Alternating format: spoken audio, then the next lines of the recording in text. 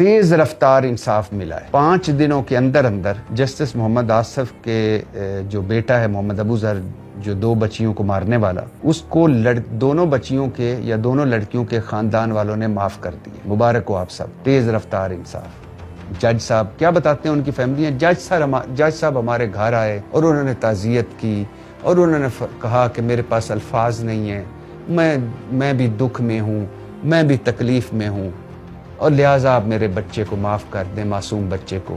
और उन्होंने माफ़ कर दी। एक लड़की का भाई आया अदालत में और बयान रिकॉर्ड करवा गया, और वालदा का बयान ऑनलाइन हुआ, जबकि दूसरी लड़की के वालिद ने बयान रिकॉर्ड कराया।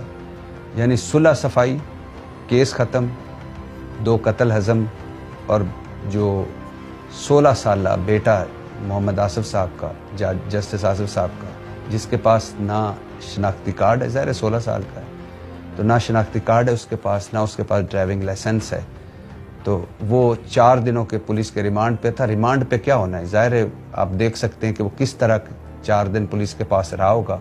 उसके बाद उसकी भी ज़मानत हो गई है, केस भी ख़त्म हो गई, सुलह भी हो गई। अल्लाह अल्लाह खैर सब। ये है इस मुल्क की बदकिस्मती, बदनसीबी। कोई है जो इस सुलह सफाई में, कोई है जो इस ताज़ियत में या इस दुख में उन 2 बच्चियों को वापस ला सके। एक बाप बता रहा था कि मेरी बेटी 2nd ईयर में थी और मेरी बेटी जो थी उसके बड़े ख्वाब थे, वो मेरी बेटी नहीं बेटा था एक तरह से।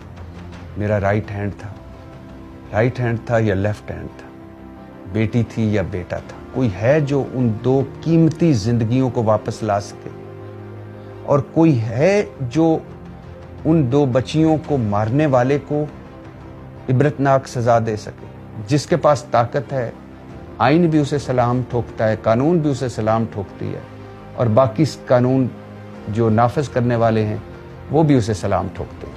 तो लिहाजा जज साहब का बेटा, जज साहब तो खुद इंसाफ कर देते हैं पूरी दुनिया को, लिहाजा उन्होंने बेटे को भी इंसाफ दिलवा दिया, फौरन इंसाफ उन बच्चियों को भी दिलवा दिया। और यूं करके केस चला, और आखिरी दिन सुना जा रहा है कि आखिरी दिन जिस दिन ये सारी सुलह सफाई होनी थी, उस दिन कमरा अदालत में साफ़ी भी नहीं था।